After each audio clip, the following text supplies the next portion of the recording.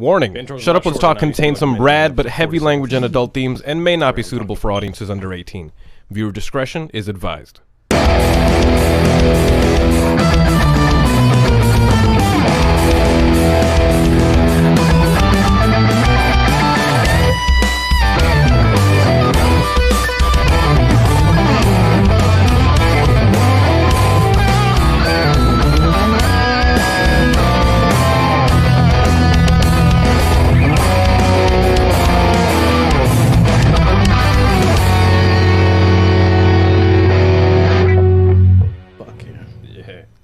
What up, what up, what up? What's going on, everybody? Welcome, everybody, to Shut Up, Let's Talk, episode 101, guys. We have made it past the 100 point, guys. Hanging out here. V.Getarix, V.Getarix. V.Getarix. V.Getarix? Yes. Cool name.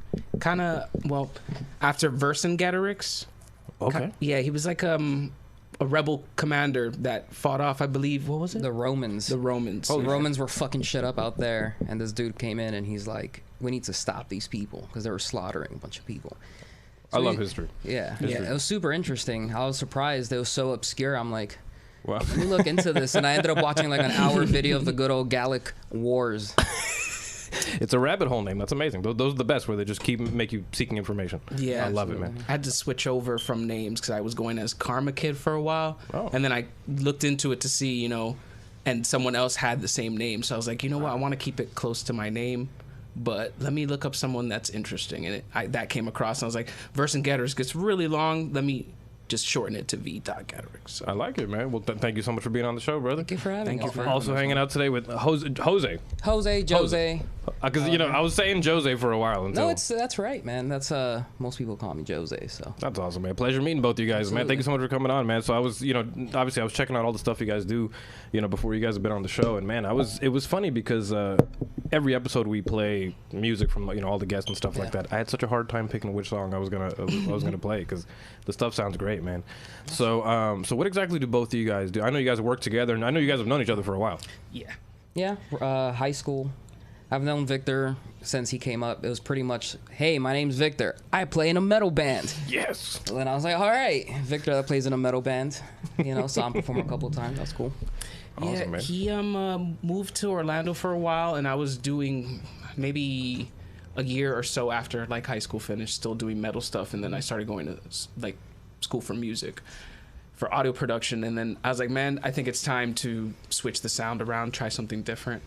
And then he came back, and I was just in the middle of like fiddling with stuff, like you were saying earlier, just remixes stuff that I had that was in my computer that I did it and I put it aside, and I showed it to him, and he was like, yo, you need to be releasing this stuff. You need to be doing something with it. Nice.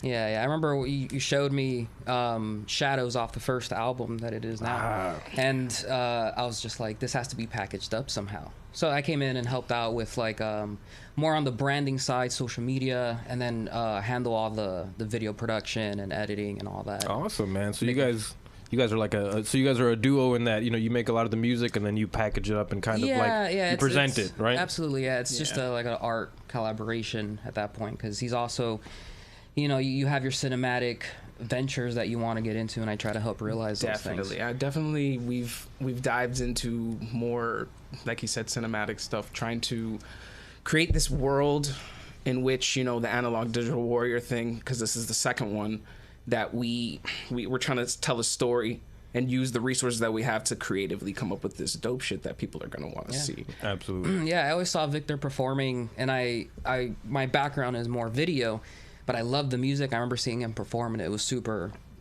just like electrifying, man. He was playing the bass and screaming and stuff. I was like, holy shit, that's really cool. It'd be cool to work with the band and Victor and try to like make like videos and stuff. I think it'd be really cool. Smart. And then eventually you started making more electronic music, which is funny because I was getting into more electronic music that time. So what he was producing, and then like my interests were kind of like combining. Yeah, you definitely were DJing a lot when you were up there. Yeah, I was fiddling with it. I wasn't taking it too serious, because it's hard work, man. So you were DJing too, because I know Oh, here we go. Here we go. He's awesome. My cat is a cool guy, but he's definitely like an attention grabber. Like he's always like, somebody put the camera on me. So I was saying that, yeah, you know, like, so you were DJing as well in the beginning, right? A little bit, yeah. I know was you messing with DJ it, a lot. yeah.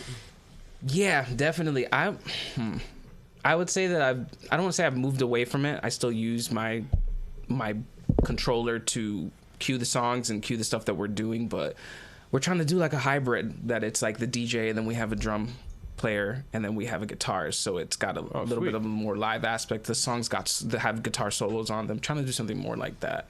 Yeah, well, I mean, you're incorporating. I love it, man, because here's this is something that maybe we could jump into a topic really quick. This is something I was thinking about earlier today at work, that there's this analog versus digital war, right? And there's this war going on, and everybody, a lot of people pick sides, and I think at the end of the day, what we're trying to do is just create art, right? We're just trying to evoke emotion, no matter what we do. So we use tools to do that. So I'm thinking, the only thing that people really like about analog is the fact that they say it's more expressive, I mean, it all depends. You could, like, for example, velocity, right? Mm-hmm. When you place on MIDI, right? Velocity is what really... Yeah, you can mess with that enough so it sounds more loose, but at the end, it's still, it's still a digital sound. But I think the same expression coming from, an analog source can be, displayed. Right. Like with with the new electronics. My bad. Oh. It's the same one. Sorry about that. All good. I gotta stop. It's the hand motions. Man. No, these are short. Short. Those are short headphone cables. Do anyway. I just sit like this? I told you, man. Stop taking those karate classes. I know. I start judo chopping while I'm talking. I'm sorry. No, my bad. Yeah. But definitely trying to blend it, because we have different singers. We have guitars. Try to put drums in there. We have a cello player, you know what I mean? Yeah, shout out to Joe. He's our drummer. Yes. He's awesome. What's up? What up? Shut up, let's talk live studio audience trickling in. What's going on, man? The show just started anyway. We're having a good time, guys. Episode 101 of Shut Up, Let's Talk, guys. Everybody get comfortable. Congrats, man. Thank you, man. Thank you. Love what you do. Thank you so much, guys. It's so hard to do what you do. Yeah, man. And so consistently. That's fucking hard. Thank you so much, man. We do it once and afterwards, like, oh my god, we're like sweating. Let's take a pause on that and let's move on to some other things. And it's fun, dude. Well, I mean, I honestly, the reason why I never looked at it as like super hard work or anything like that is just because I have so much fun with it. I love talking to creative people because those people, motivate me to do stuff, and we all get to exchange ideas and stuff. Absolutely. A lot of people take it as like advice and stuff, and I would never give advice. I would only give suggestions. I don't have any answers. Yeah, no, don't do no dumb shit that you thought that I told you that's what you're supposed to do. But anyway, man. So let's put some chronological order on something really quick. So yes, DJing we were talking about earlier. Now I was looking through some of your Instagram stuff, and I saw like a lot of the DJing equipment that you used to get and or that you had, and you've grown over time. And what is it about DJ life? Because DJing, I love when people are DJs first, because it shows me that they have a good idea of what good music sounds like, and they have an idea of melody. Mm-hmm. They can listen to key changes and common keys. That's cool. Yeah. Like not everybody can do that. Yeah, I think that's where you kind of shine, because you have that music theory background, and then when you moved into DJing, I felt that it was super easy for you to slide into doing that. Dude, that was definitely also going back to what we were talking about earlier, like that was definitely one of those things that when I first did start trying to beat match, I thought it was going to be easy, and it took me a long time and a lot of frustration trying to just like, and then I'd have it going for a second and then it would just train wreck, and the songs are like clashing with each other's kicks and basses all going all over the place. It took a while, and I wanted to do that, seriously. But also I felt I was missing out on singing, because I hadn't done any singing type of stuff in a while. It had been maybe 3-4 years. I'm like, let me try to package this differently, because not anybody, but there's a lot of DJs out there already. The market is like saturated for people just playing other people's songs. I was like, made a promise with myself that I'm not going to play anybody else's song. I only want to play my shit. That's awesome. And those are my favorite DJs. Yeah. Like the ones that make them, the ones that make their music. Like. Yeah, a lot of them do make their music, but even if you're doing like an hour set, they're gonna play somebody else's song. Right. It's understandable. An hour is that's quite a bit of time, right? No, come on. Yeah, I mean, it can all be done creatively, but you at the end of the day, like you were singing, you were writing your own music, playing the bass, and then going into electronic, you're focusing more on the production side, and you kind of stop singing, kind of. I've heard some stuff where you've kind of sampled yourself in like a dubstep song. Yeah. Things That's like awesome. that. Maybe put like, you know, minimal vocals over something that has like, you know, dubstep feel to it. And then, yeah, like you're saying, sample my own shit. But, you know, I worked on this album with a friend of mine in college that we tried. That's kind of where it started. Ethan Kane, want to shout out? He's also on the album, play guitar. he played guitar. What's up, Ethan, if you see this? Shout out Ethan. We did an album together that he was working on, and that's kind of where that started. And I always we were using a lot of samples, you know, like it's like digging through the crates, but only on YouTube instead of actually getting records. We're going through Today's crate, yeah. Yeah, Those are today's crate. yeah. And doing that, and it came out good, but we just kind of, he went off and lived his life, and, you know, time passes by. And then when he came back from Orlando, like I said, I showed him the stuff, and we were talking about that, like using these old analog samples of, like, you know, trombones and fucking real bass and guitar, and then putting these 808s on them. It just kind of changed everything. I love it. Yeah, that first album has, you know, jazz samples and things like that. I was listening to that. Like Some of those 808s. bass Yeah. lines. I was very, I was impressed when you like showed me, like, yeah, man, I got some stuff here, and you played it, like, you know, and I was like, holy shit, like, that's actually really good, man. You know, we can do something with this. It is, man.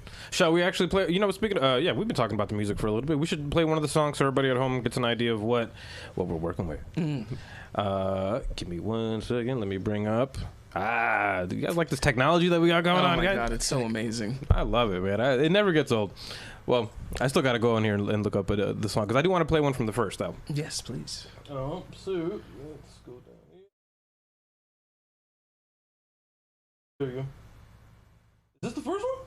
No, so that's actually Drink the Hemlock Volume 1. So, like, in between the albums of me doing the music that's for me, I try to get some hip-hop beats together and get different rappers to be on it. So it's kind of my release featuring them. Yeah, People I that I love think it. is dope. Yeah. Yeah, man. Because, you know, the thing is when I listen to a lot of the music from, you know, like from everybody, like I try not to look at the names and things. I try not to look at the order or the years because I just like to dive in, you know, and I just like to listen to what the music's telling me. Yeah. And, yeah, one of the songs on the album, I don't know who had a verse on there, brother, but that guy, he was killing it, man. We're going to find the song in a little bit. But, yeah, probably- man, yeah, just yeah. killing it. Yeah. Just amazing lyrics. But, yes. Shout out to the whole project, by the way. I was telling them earlier, spoiler alert, but they're really good at what they do, guys. Like, you guys are. Try your I like best, the way you man. guys package everything. I like the way that the audio and the visual go together. I like the concepts. And I know, you know, a lot of the topics, you guys can see them down. Yeah, we've been mentioning them. We're going to sprinkle them in, you know, because I have a lot of stuff to talk about with you guys. Because I like what you guys do. Anyway, Thanks, man. Thank you. So sweet. Anyway. I try. Let's see. I would like to play Shadows if you guys don't mind. Shit. Definitely. Because you mentioned the song earlier, and I was thinking about this bass line. That was literally the first song that you played for me, and I was like, what the fuck? Like, cool, man. Yeah, like I said, taking old 70 samples, and also with the name of the track is Shadows from the original artist. I try to always give them retribution. Yeah, absolutely. I don't want to take away too much from what they have going on in the song, because it's obviously a great sample, but then I wanted to put my own twist on it. Yeah, absolutely. Because you don't want to, you know, a lot of people. That's one thing. I like when people respect the samples that they pick course. because it's a beautiful thing. It's their shit. And They came up with You it. know what this causes me to do, at least when I hear it? Like, I'll ask you for the original, where it came from, and I feel like it exposes listeners to this music that they probably wouldn't have heard unless they, like, did the deep dive and looked at Yes. where the sample came from. Some of them are, like, more...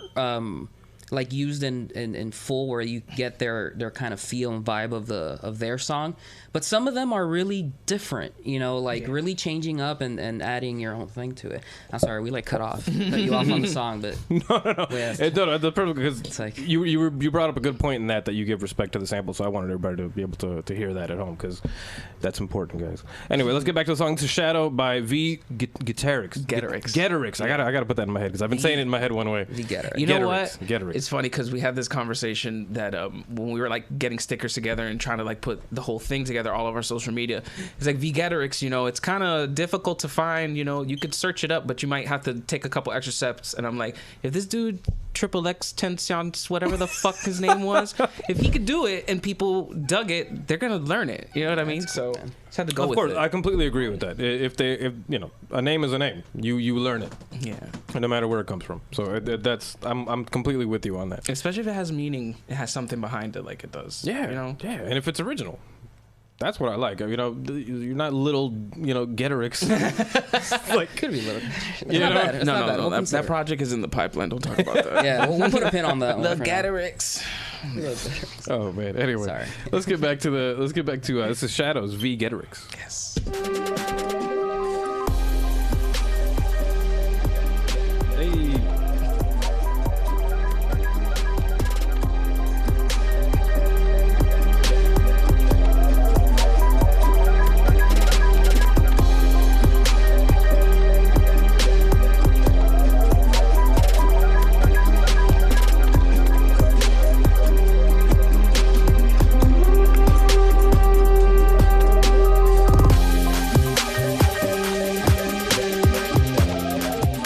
A little loud, right? Yeah. I was like, wait a minute.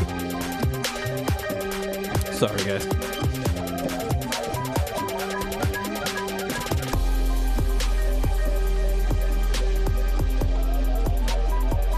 love this cat.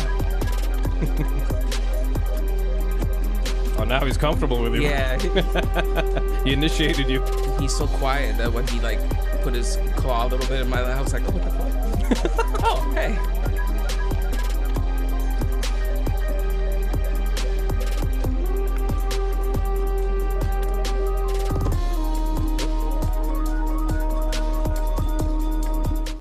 What a beautiful change.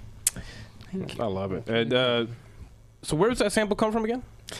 Is it like a jazz sample or is it like a prog, 70s prog? What is it? I think it's like a 70s prog kind of funk thing that they did. I forget the name of the artist, unfortunately. Sounds awesome. Definitely try to keep that, the same. That bass line is killer. Yeah, it's a cool intro song. Like when we used to do some of the live shows, that was usually the intro. I think there was like another song we used to use, but for the most part, we would intro the shows with Shadows. I wanted to Just open to up, hype it up the album. I wanted to, really kind of pack a punch with that one. So Definitely. I've been at first, especially like we were talking about Drink the Hemlock. I was just making the beats to make them, and I wasn't gonna put any vocals on them. But then there was a couple in there that he was saying, "You should, man. You should really try it and see." Your vocals are really good. Thank you. Not to cut you off, but yeah, they're really good. Some of your vocal melodies, God, like how the fuck do you make that up? It's crazy. I say the same shit. Like if I were to play those vocal melodies on the guitar, like it would sound amazing. I'm like, wow, that'd be great. Well, I'm just, I'm like, wow, these are just great notes. Just yeah, I definitely recorded and came up with everything like in solitude. You know what I mean? Like my girlfriend would come home and I'd be working on something. I had been working on it all day, and then she'd be there, and I'm like, all right, I'm gonna stop now. Just try to write everything so I can try every little vocal melody that even if I don't get it or if I'm trying to hit a high note and it sounds like shit, yeah, I'd be comfortable. You know what I mean? Fucking erase it and go to the next thing. I'm with you. Yeah, so you're like me then. I like making music in solitude, man. It's not to say like I like being alone and just kind of really diving in, man. It's really going to a place. You have to go to a place in your head and your heart, and you have to find that middle ground. Yeah, you could try anything, and you're not gonna feel like, well, that was fucking stupid. You know what I mean? And even if you feel that way, you move on quicker because you're just there yourself. Yeah, there's so many. Right. I'm pretty sure there's so many files in my computer that it's like me singing something and then just breaking. Oh fuck. I messed it up. Shit like that, I feel you, man. Well, I mean, so Jose Josay on your side, man. So I mean, I know you do like more of like the video editing, or you do like art as well, like the graphic design and things like that. More on the editing side and awesome. And filming. Coming up with some of the concepts. It's like this just synergy that we have. So sometimes you'll have these concepts, and then a lot of our ideas are like jumping off points for each other that just end up evolving into something else. And sometimes Victor will have an idea, and then it's like, all right, let's build on it and make something happen. And and time is very limited for us. We all have full-time jobs. So resources, we try to really just look around to what we have and what's the best we can do with what we have. So we put a big focus on it's like if we don't have the time to really do some like full scale video production, how about we make a really, really good promo video? Yeah. You know, so wherever our resources, you know, what we can take and use, you know, that's how we kind of put it all together. It's a smart move, though, and you know, it's a better move because you have to work with what the time is. You know, you have, and we're blessed. You know, with Instagram, that's like the videos are like a minute long. Yeah. You know, and don't get me, I used to like the way that I edit the clips now for the show. I used to do the whole episode like that. Wow. You know. I just put that together in my head. Like, man, you're dropping a lot of stuff on a long ass timeline. What's your exporting time? Holy shit. Oh, dude, the exporting time takes forever. Especially, you know, it takes forever. It takes I forever. could have. That's an hour long. Just more watching than that an hour bar. long. Just. Thankfully, I got a decent, like, you know, like, I have a decent. It's funny. I don't know. I think I like to torture myself because I love editing on my laptop. My laptop is like a basic HP. Yeah. You know, like I know it's underpowered. It's got decent RAM. It's got 12 gigs of RAM, but that's not like.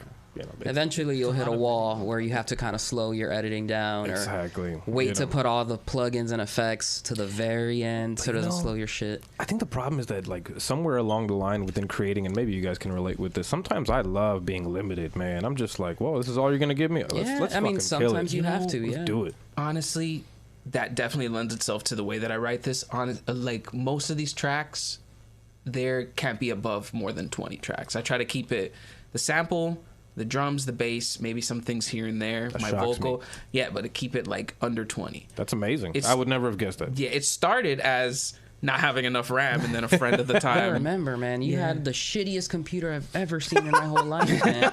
Like, I would love what you're doing and the Fisher music. Price? Dude, Yeah. you would be That's DJing, awesome. and I'm just like, man, he's really good. But, man, his computer's shitty, Yeah, man. I know. That's awesome. And eventually, you know, I don't think I was able to actually afford to get myself a Mac until like 5 years ago, maybe.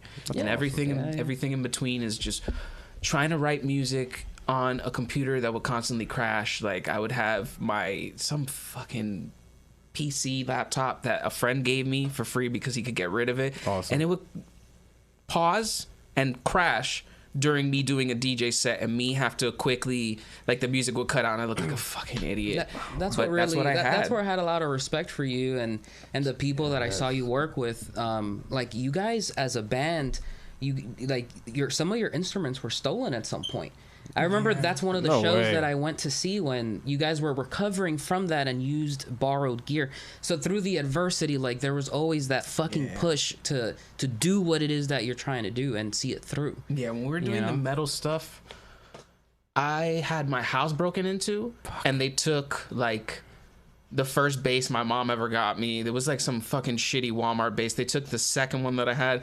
Just by luck, I had my bass with me because I went to go practice with my guitarist at the time at his house. And during that time, my mom was at work. I was out. They came and they took everything. They took like a digital rack tuner and the head and my place. They ravaged the place. And that was all my shit that I had worked as a fucking dumb teenager doing my movie theater job to pay for that. So when we did come back and he saw it, it was us like borrowing other people's shit. Yeah, and that show, and I remember at one point you guys had like wireless setups and shit. Like, I was like, damn, like they're doing it good. I remember that too. And then It was tight. You guys Thank you. performed that show where I saw you kind of recovering from that, and you guys killed it. You guys were pissed, and you fucking performed the shit out of your songs, man. Yeah. I was like, fuck, man, that was good. I definitely at a point I have been working on some metal stuff, but I definitely want to do some of that style of music. I feel especially now there's like very limited amount of bands that are doing like good metal shit. It's hard to find, you know It's what I mean? completely true. It's more electronic, it's more hip hop music, it's more fucking trap music, shit like that. Yeah, the quick buck stuff. It's very, and some of it is really good. It's just agree. it has there are their specific ones.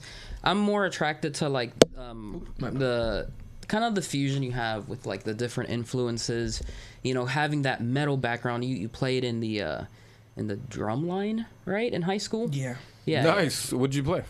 Tenors, Nice, man. That's quints, amazing. or whatever they call them. Yeah. So you've been into music since you were, obviously. Very, Yeah. Well, I'm acting like I don't know you since those days. Oh, yes, that's true. We have been into music for a long time. Yeah, Because I remember, spoiler alert, I remember V.Getarix from back in the day. I'm trying to say it so I remember it. Yeah. From way back in the day. Because, you were in a band Can you say the name of that correctly too? Because what was the band you were? Because I always say Zealot, and I know that's not how you say it. No, that's definitely That's the way that we it? pronounce it. I know Okay. it's Zealot, but I always wanted it to be kind of different. I was Okay, really a kind of a hard ass about the name. My friends they would give me shit all the time about it. It's like Zealot. And it's like, that's not the way it is. I'm like, can we just just not talk call about it it? that? Yeah, can we just not talk about it? Come on, I man. thought it was cool, man. You guys were the band in high school. You know, you played at a graduation or something like that. Yeah. For the school. We Shout out to definitely Miami did. Lakes Optimus Park. I remember that day. Oh yeah, what was that called? Miami Lakes Rocks. Something like that. Yeah. Where Yeah. they were there's like a park where people where old people jog and stuff. Yeah. They were at like a mosh. There was a mosh pit. There was like security. There were cops just watching and laughing. Dude, it was definitely fun to do that. I wish that we could have awesome. continued doing that, but like, I have a picture from that day. I'm gonna send it to you later. send that shit to me. Yeah. It's not of you. My bad. It's of me, but it's of the day. Yeah, So yeah. I'm sure just seeing the background, you'd be like, oh That fuck. works too, man. Send that shit. We'll take a picture of you, man. That's cool, man.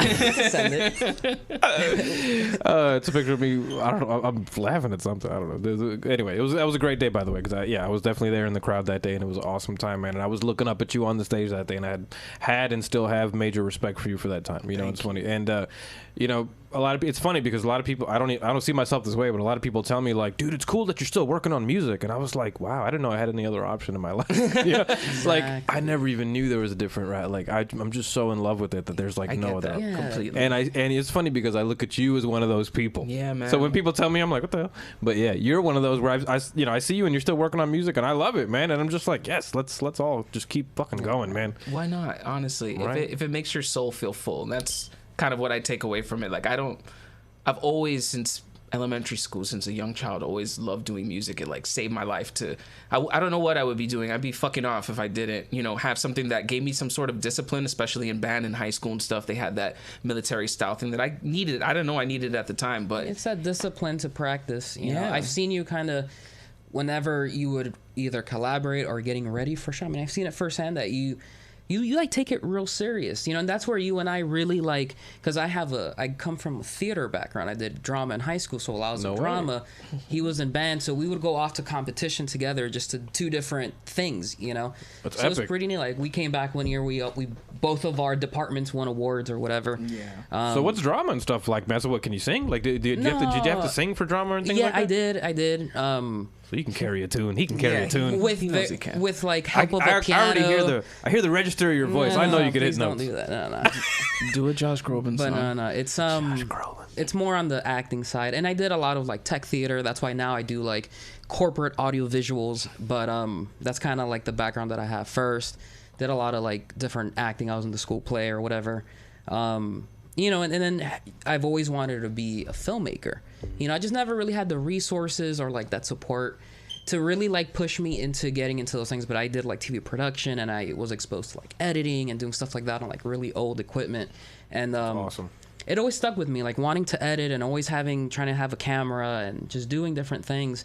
And I'd always find these artists that were doing, they were making music, but it was hard to get them to like really be into it and commit to be consistent with it, to like dedicate my time and myself to like make videos and make content off of what we're trying to do, so just kind of bringing that together, being like-minded and having that discipline to try to see it through, yeah, you definitely have vision. That's honestly why. So going back to like that discipline, and just like fucking doing it, Yeah, you definitely have foresight that you can see things that I don't necessarily. I'm so wrapped up in the way that it sounds and the way it's going to be presented that when he comes with a video, usually little next to no changes need to be made with the concept that he has and what he thinks we can do. Obviously, like we were saying, with the resources that we have and the time constraints to just pull it off. Like our first video, I think I just called Mom, like, we should make a video for one of these songs that we're about to release on this album. He's like, all right, man, let's do it today. So he just came over, we shot some shit in my room, and then we went to Churchill's on a busy night and got all those shots. And it just, when he sent the first, I was very nervous of what it was going to be. Yeah. He sent me that first cut. I was like, fuck yeah, man. It was much more perfect than I had envisioned in my head. I just didn't know, Yeah. I mean, but it takes that. Yeah, it takes that other person. You know, it takes that multiple. You know, a lot of people for music. You know, a lot of people say you shouldn't be mixing your own songs and things like that. You know, like I mean, it depends on if you think you can do it. But a lot of people say, you know, somebody else will hear your stuff so differently than you will, and other people will be able to. It's just what I take away from both of you guys that I really like, and you know, if you guys are going to be working with other people to try to make your vision come to life, you guys should have what we're seeing here tonight is the fact that you guys help each other create. Like earlier when I asked you guys what you guys do, it was a very like jumbled question or jumbled answer because I feel like you guys just kind of take the reins wherever. You know, it's kind of like, oh, let's try this, let's try that. You just exchange ideas and you guys exchange concepts and then you guys, you conceptualize it and then you execute. That's the important part. You got to convert that, like, you know. Yeah, and just not letting limited resources or time really try to be a roadblock, just more like a little hump that you gotta kind of see through, and just try to do it, man. And just and the same thing applies to like what I'm trying to bring to the table of there's really nothing else that I'd want to do, you know, that it doesn't make sense to ever just stop doing it, you know, like having a job to pay bills, you wouldn't stop just doing that, you know, so we have to have it in there somehow, just a creating part of it, you know. Definitely. We'd go crazy if we didn't. We talk about it all the time in a business aspect of what we're doing and what we want to achieve out of that. We right now just want to get to the point where whatever we make an hour, we can supplement that or be able to make this music, make this content and have it at a point so we can live our lives comfortably. We're not trying to do it up big, but slow, little by little. Yeah, you know, taking somewhat of a business approach to it too, especially the marketing. And I try to provide that separation so you can focus on the music. You know, I help out as much as I can in that part too. But really kind of like, hey, like I got the Facebook down, I got the social media, you know, and then we coordinate releases. But I try to kind of take that off of your plate so more of your focus goes towards the music, you know. So I think it just kind of works out at the end. So let's talk about one of my favorite things on the show. How do you guys fight the algorithm? How do you guys fight the algorithm? Because it's hard. Yeah, we've been having very heated conversations between me, him, and my girlfriend about copyright stuff, and her just saying like us trying to relate that since we're using a lot of these samples and that, but if the whole argument is it someone's stuff? If you change it, is it changed enough to where it's your art? And a lot of people might say no, that's still their stuff and you're using something and you should be able to pay those people, and us saying, well, it's so different that you can't even recognize it. Yeah. But I think it at least it opens up that conversation with somebody. I respect both sides of it, really.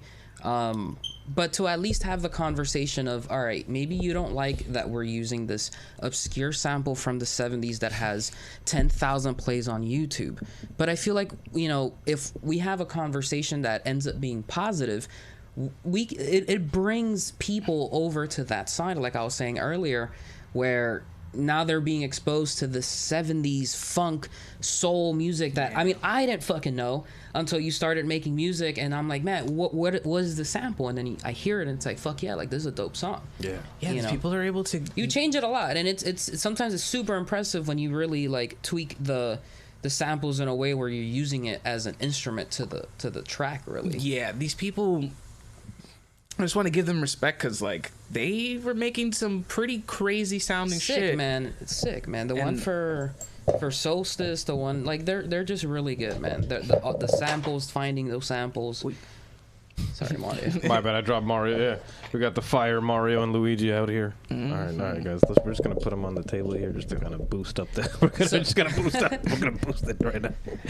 So the algorithm. Stand up, Luigi. God damn it. The algorithm. Luigi's had one too many. The fucking algorithm is. Yeah, sorry, fighting the algorithm.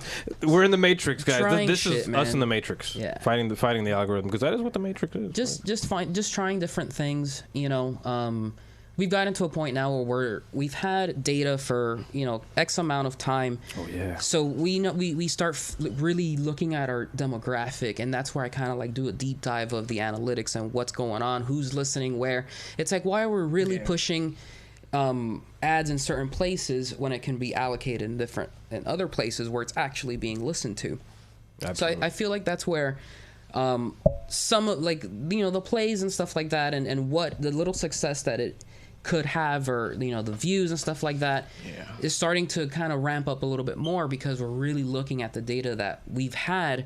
We've just never really, like, thought about it. You know, we're so wrapped up in the creating, but now we're, like, looking at the marketing and how it's all, like, presented, and it being neat and easy to find and easy to, like, look through. The most important thing. We look at the data sometimes, and I see, for instance, they have it separated: how many people clicked organically, how many people listened to it, how many people clicked on the video or whatever content it is that we're advertising for, like, 3 seconds. I'm like, wow, these people are only listening or looking at a piece of art for 3 seconds.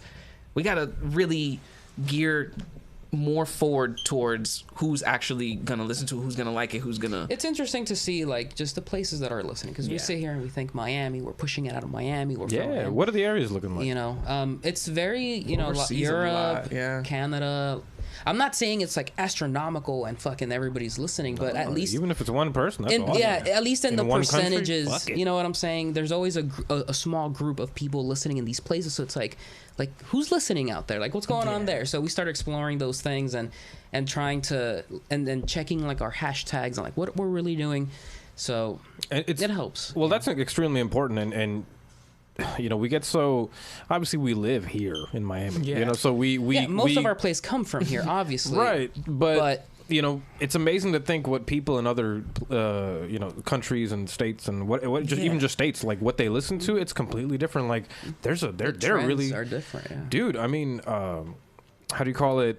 For my music page, you know, that one I tried to do a very different approach than what I did on the podcast page, because I realized, you know, I made the podcast page, turned it into a business page, followed all the steps that they fell into, all the traps they want you to fall into, right? That's tough, man. And then because they're like, hey, make a business page, why don't you? And then you're like, oh yeah, of course, why wouldn't I? It's a business or whatever, right? And then you realize, like, oh shit, eventually this leads to paying for advertisements, and if you don't, nobody sees your stuff. It's to a certain extent, you have to try to put it in the hands of the right people that might, you know, want to see it, you know, and you're not going to have, you know, 5,000 friends on your Facebook. That gets crazy, you know what I'm saying? But if you start kind of looking at your demo and seeing who might want to see it, and you're not spending a whole lot of money on advertisement. It's very minimal. You got even just enough to get 50 people. If we get 50 people to start listening to these songs that we're making, like, I feel like, man, that's cool, man. I hope you like them. You know what I'm saying? It's all about what it's worth, man. Because I mean, at the end of the day, what a 2 million view video on YouTube might get you $100, $200. It's a little really, amount, right? Yeah, very, very small for what you should get. It's so insignificant, man. It's 0.002%. Even less than that, like probably. That. Yeah, and imagine being able to get 1,000 people to give you $1. You've already, you know, I'm just saying. And even to get just that $1, it's or your views have to be, like, crazy. You have to be, like, on this, like, crazy incline where all of a sudden maybe you were shouted out on somebody's thing to really see that boost, you know. So you have to do what you can to just figure out, like, okay, how do we get it into the hands of the people that might want to see it, you know? So and algorithms are picky, and what I mean by that is, like, for example, on YouTube, right now there's a big just today, actually, I believe it was today, right now, if you're going to upload a video to YouTube, you actually have to make sure that it's either going to be you have to actually pick whether it's made for kids or not. I saw that. You got to choose that. I can understand where they're coming from, because it's such a large community of people. Is there kids in the videos? Like, things like that. There's been a lot of issues, so they're, like, paying attention to that. When we did our last promo video, there were some more violent images. I mean, our stuff isn't, like, really pushed for kids. It's more of a darker undertone. Like if they made a new Batman Beyond movie, I would love your music to be in it. That would be fucking awesome. That would be those are the images come true. I love Batman. Well, those are the images I get, you know, from your music. I think of Batman Beyond every time. Like, you know, like the memories I had of watching the show, because I haven't seen it in ages, but from what I remember of it, you know, I love that, because I think of it's kind of like cyber goth in a way, you know, but not really that. It's more just like, I think of Matrix, Batman Beyond, things like that. It plays well in videos. That's all. It makes it easy for me. It's definitely got a more aggressive sound, because I have a lot of aggression, and I channel that through the music. And even when I switched over to making electronic, the first thing that I walked into was dubstep. You know what I mean? That's very upbeat, but I'm definitely trying to say something with it too. because I feel, especially with modern music, I listen to the radio in my car, and like nobody's really saying. The lovely Claudia, sorry guys, the lovely Claudia has just entered the domain. Awesome. Yes. That I don't feel like the focus is on saying shit with lyrics, Yes. or saying something. Like it's a lot of my heart got broken. Let's party. Let's party. Let's party. Let's party. Most of that, you know what I mean? Like I'm just trying to at least reach out to people that if they're feeling a certain type of way about their lives or about the way the world is, that you're not the only person that's worried, that has anxiety, that's nervous about the way that shit is going, you know? Yeah, dude. Yeah, that's where I kind of relate to that, you know, where I just feel like when you said, you know, kind of like healing the soul, that's the feel I get from, you know, the music and stuff like that. So, I mean, me as a fan, that's why I'm so like in it to win, because I want to see these songs evolve and hear the songs finish. Like he shows me the initial concepts and he's working on it, and I'm like, man, I just want to hear the final thing because I actually enjoy the music, you know. So seeing it and hearing it after, once it's published and out, and then I can sit there and listen to it on Spotify, like to me that's great. Yeah.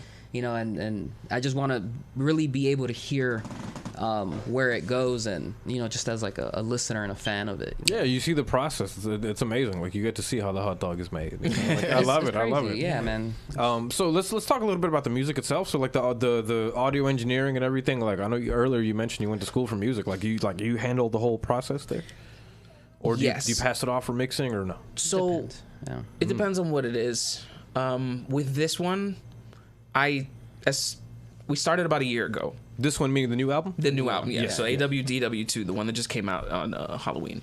I started putting songs together for this about a year ago, and I geared it more because, like, if you listen to the first one, the first song doesn't have any vocals, and then the second one does, and the third one does, and then there's instrumentals peppered in between. But this one, I wanted it to be every song has my vocal on it, and I worked on that, doing a fuck ton of versions. Version number 10, version number 12. Every time I would make a little tweak, and I always would show it to him, send it to him. He'd give me suggestions, shit like that. And we finally were able to get everything ready to the end. I decided it was going to be 10 tracks. We were going to pass it off to someone to mix it, but I felt like maybe the magic or the way that it sound, I'm very particular about the way I want it to be mixed. So at the end of the day, me and him just sat down, bought everything down, we mixed that, we mastered it ourselves, and then just put it out. Awesome, man. Yeah, it's just a very specific type of not type of mixing it, but just like the wants and needs to get the mix where you want it. It's so specific that it's hard. You'd have to sit there next to an engineer, kind of shadowing him as he's going through it. Just because of the way that some of the kicks are layered and stuff. It's very There's a tedious. lot of nuance to it. Yeah, so us knowing the music and having heard it 1,000 times, we know what it's supposed to sound like. Okay. We've heard him live sometimes. You know, we kind of have a really good idea of where the mix should be. And I think with this last project, I mean, the EP was mixed and mastered by one of our other friends. And he did a fantastic job with it. You know, the stuff Drink the that Hemlock was definitely mixed by Richie Rial. Shout out to Richie. Did a great job. great engineer. Yeah, that was one of, because the first one I did that all myself, didn't master it. Just I was like, this is the way I want it to sound. This is good. I don't think I can do anything else with this. He was like, okay, let's put it up. But then when I started coming out with the second project, he was like, let's try to, you know, hand it off. And like he was saying earlier, that just creating those partitions. And I do the music, I make all of these things, but you're gonna need other people to take on roles and responsibilities. Just logistics and shit, man. Like scheduling different things and kind of staying on top of just like what's going on the other side of the project, maybe in a collaboration, things like that.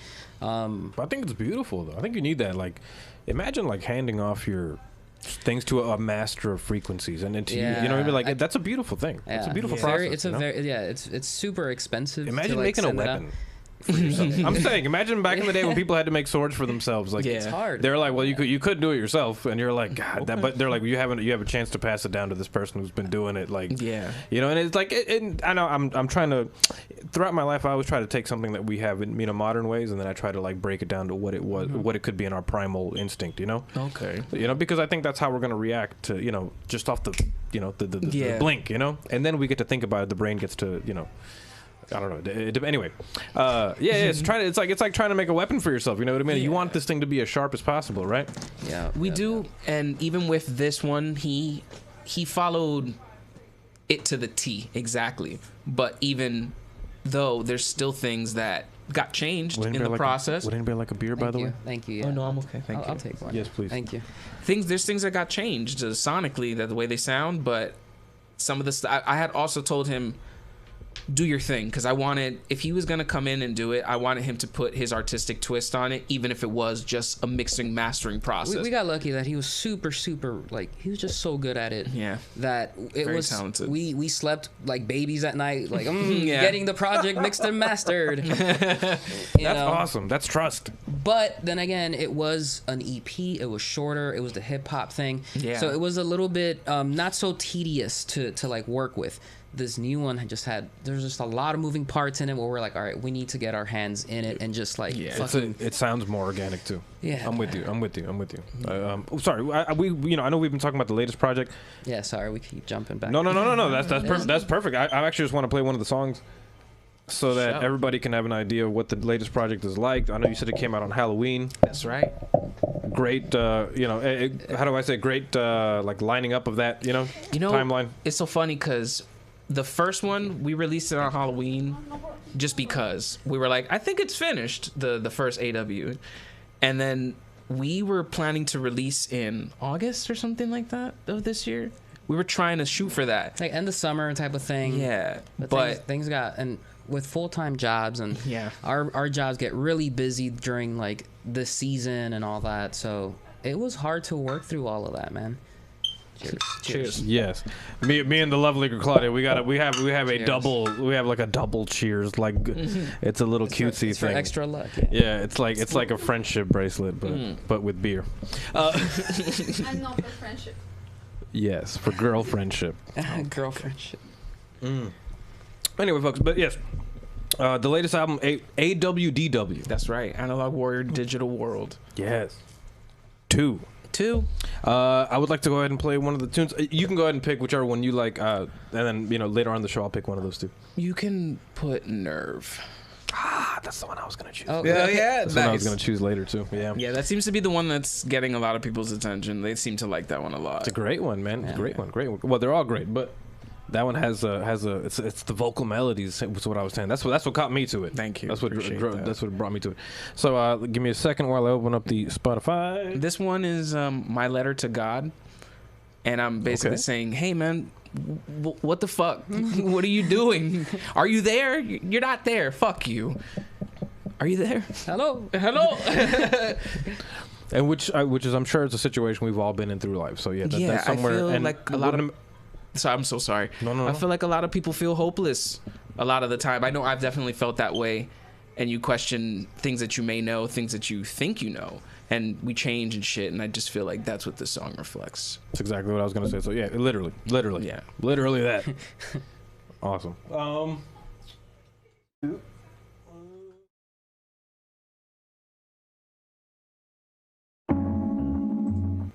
Hey. There's a deep cut too. Yeah. No samples used on this one. This is all pure, put together by us and a friend of mine helped me with the guitar. Dexter, shout out to the Codex. Shout out. So this is V.Getarix with Nerve. Yes. No? Yes? No? Keyboard?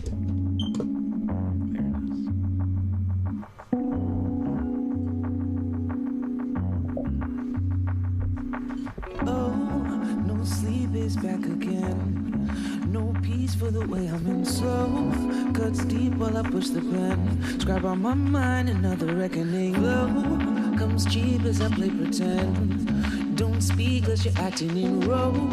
To take another vitamin. Stand in another line again. Oh, lucky me, another crack again. A little glass piece shot fracturing. Oh, shards bleed to my back again.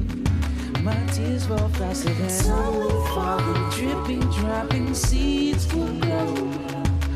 Mix your gift with life so it's for real. And I feel the death will come, baby. And I feel that they wrote about just to give away. And I feel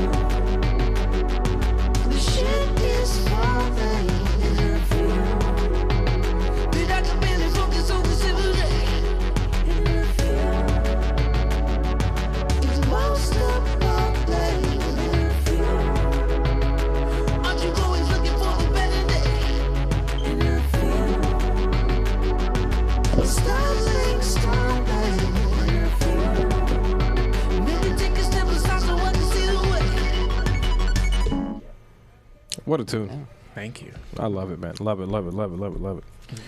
And the song definitely has a vibe to it, man. Like I said, it's I didn't know that was the message that you were trying to go for. Because, like I said, I'm weird with lyrics. Like, sometimes I don't even... Because I love what the melodies tell me more than the words. Yeah, I get it. I don't know. I'm one of those, I'm one of those. I definitely, in the mixing process, didn't have necessarily argued back and forth, because we don't ever argue, but like we're always on the same page. He's like, hey man, your vocals need to come up. I'm like, no man, I think they could just chill back there in the cut.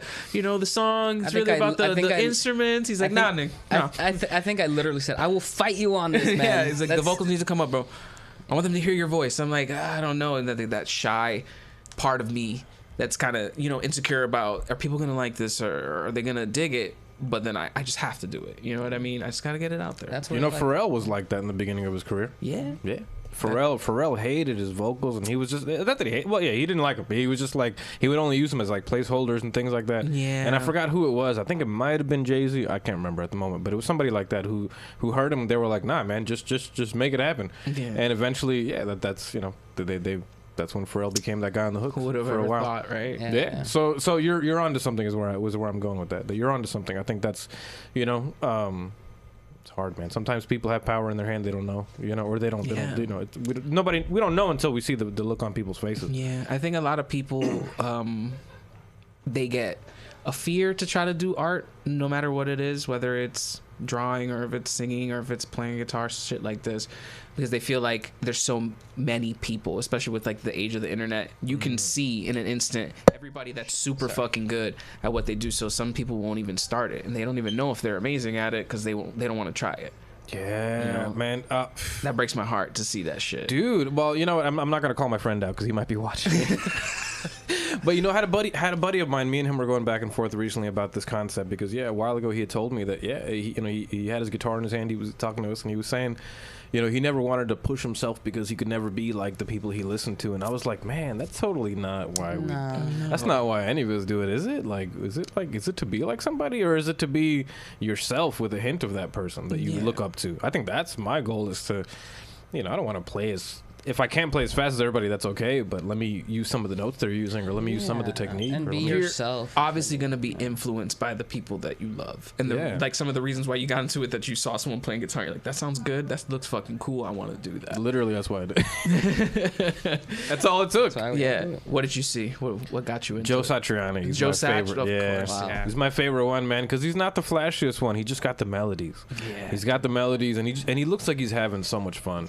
Yeah. And that's what it's all about for me, man. The show, any music I've ever made, it's all about having fun, dude. If I'm not having fun, why am I doing it? Yeah, no. I don't waste my time on shit that makes me feel bad. Yeah, like, man. Why? I'm a big fan of like the good performances on record. You know what I'm saying? Where it was recorded, but it was like, yo, man, there was some energy in that one, man. Like, and just being able to feel that through the music, art, whether music or not, like you have to be able to feel at least good art. You feel that shit. You have to put aside the fact that you can hear it or see it, and it's like, how does it make you feel? And I think that's like that's the important part. That's why we do it, because we're trying to express our own emotions into through the art, Definitely, man. So, at what point in your life did you have to get over that kind of like, did you have any like fear of like making a video and not thinking that maybe it was like not good enough, or you did it anyway? Like, the same thing we're talking about. Like, do you have to push past that point? Absolutely. You gotta learn to say when things are done. Just kind of tell yourself like, this is fucking done, let's move on. I think a lot of people, especially when it comes to music, but it transfers all across, that they have a hard time letting go of the art.